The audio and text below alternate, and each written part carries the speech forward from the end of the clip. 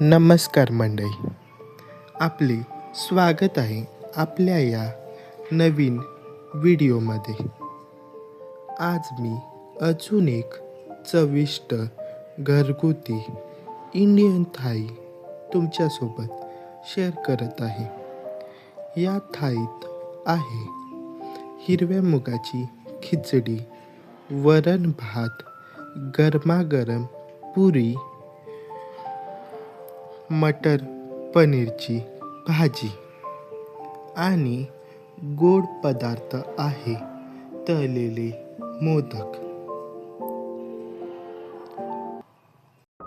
3 कांदे, 4 मिरच्या, 2 छोटे आल्याचे तुकडे, 4-5 लसणीच्या पाकळ्या आणि कोथिंबीर घेतली आहे.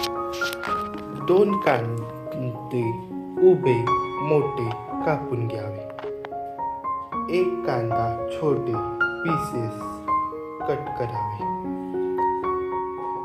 आलं, लसूण आणि मिरची यांना छोटे छोटे पीसेसमध्ये कट करून घ्यावे आणि कोथिंबीर सुद्धा छोटे कट करून घ्यावे.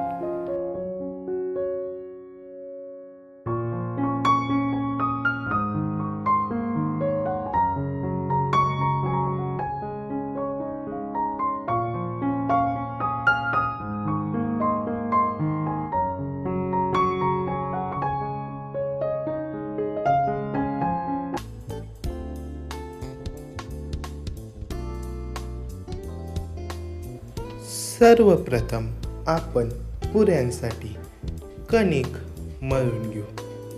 त्यासाठी आपण वापरत आहे 1 वाटी गव्हाचे पीठ, 2 वाटी मैदा, चवीनुसार मीठ आणि 2-3 चम्मच भरून रवा. हे सगळे मिक्स करून त्यात थोडेसे पाणी ओतून मळून घेऊ. हे मळलेले कणिक थोडा वेळ विश्रांतीला ठेवू. थोडा वेळ विश्रांती झाल्यानंतर आपण ह्या कणिकमधून पुऱ्यांसाठी छोटे छोटे गोळे तयार करू. हे गोळे लाटून त्यापासून पुऱ्या तयार करून घेऊ. तयार पुऱ्या आता आपण तेलात तळून घेऊ. एका साईडनं एकदा असे टम्म फुगवून पुऱ्या तयार करून घेऊ. अशा प्रकारे सगळ्या पुऱ्या आपण तळून घेऊ.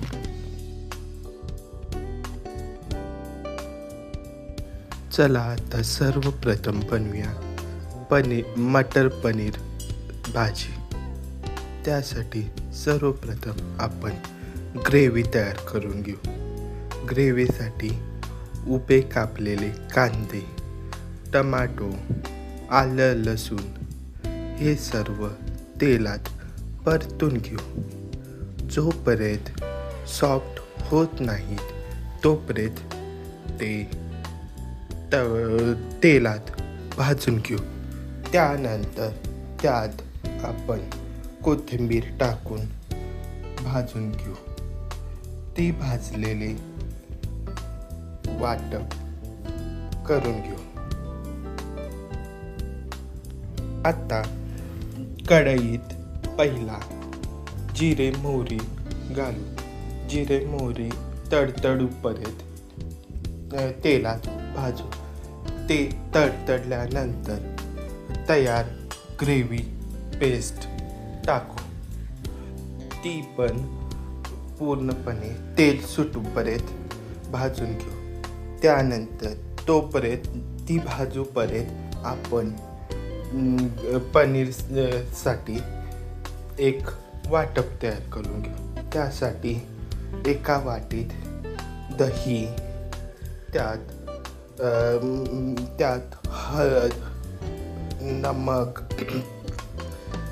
मिरची पूड आणि पनीर मसाला, सुहाना पनीर मसाला टाकून ते मिक्स करून घेऊ. आता ग्रेव्हीमध्ये ते वाटप टाकून एकदा मिक्स करून घेऊ आणि परत तेल सुटूपर्यंत ते भाजून घेऊ.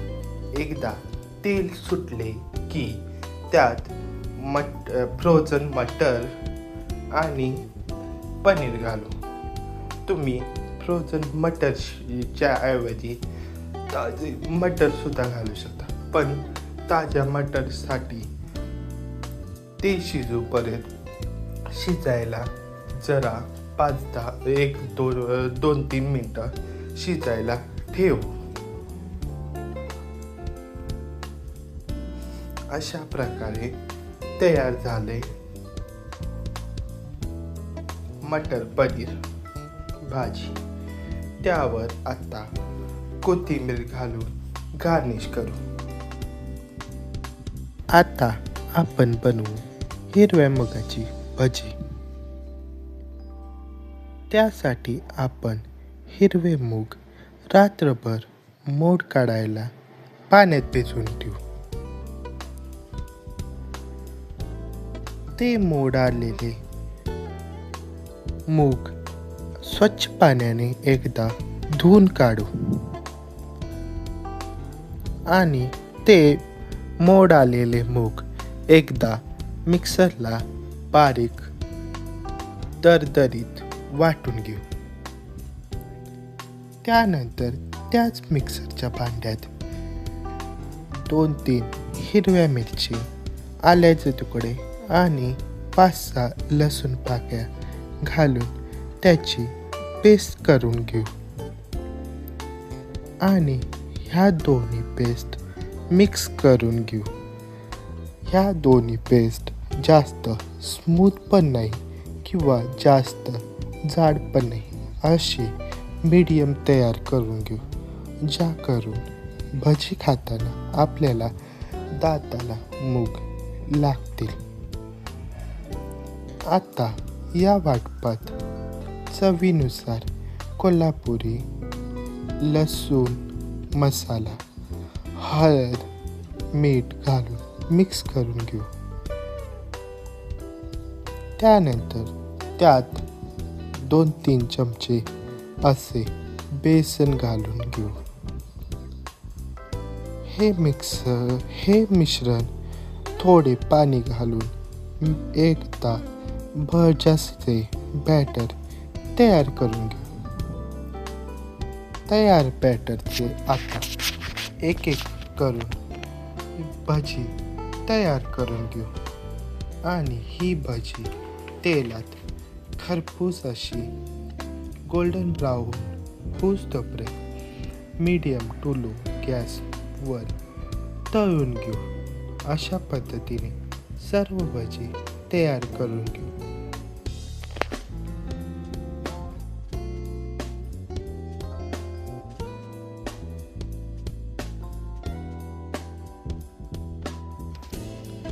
आज आपण थाळीत गोड पदार्थामध्ये बनवणार आहोत तळणीचे मोदक. त्यासाठी सर्वप्रथम आपण सारण बनवून घेऊ.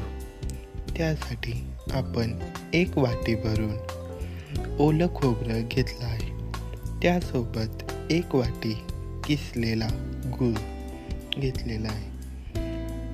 1 चम्मच एवढी वेलदोड्याची पूड घेऊ.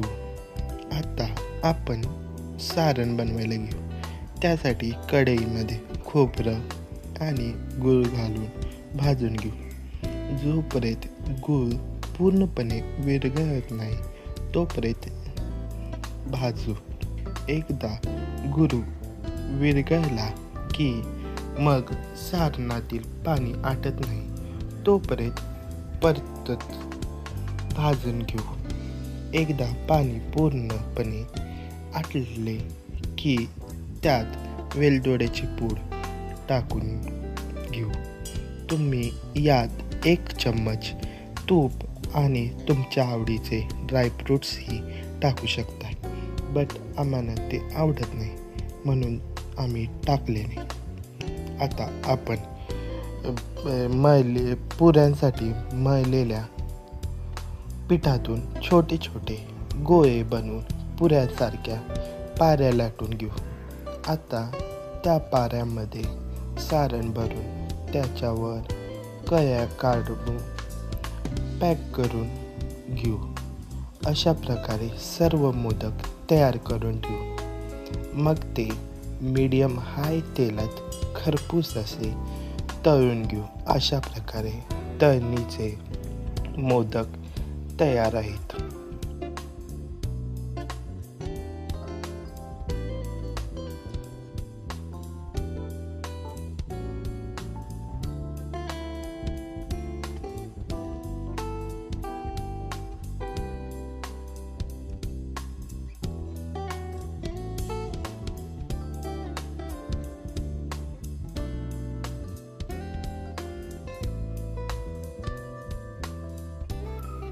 आता आपण थाळीतील शेवटचे पदार्थ बनवायला घेऊ. त्यासाठी कुकरमध्ये भात लावायला घेऊ. आणि आता आपण वरण बनवायला. त्यासाठी मी सर्वप्रथम 2 प्रकारच्या डाळी घेतल्या आहेत. पहिली तुरीची डाळ 1 वाटी आणि अर्धा वाटी मसूरची डाळ.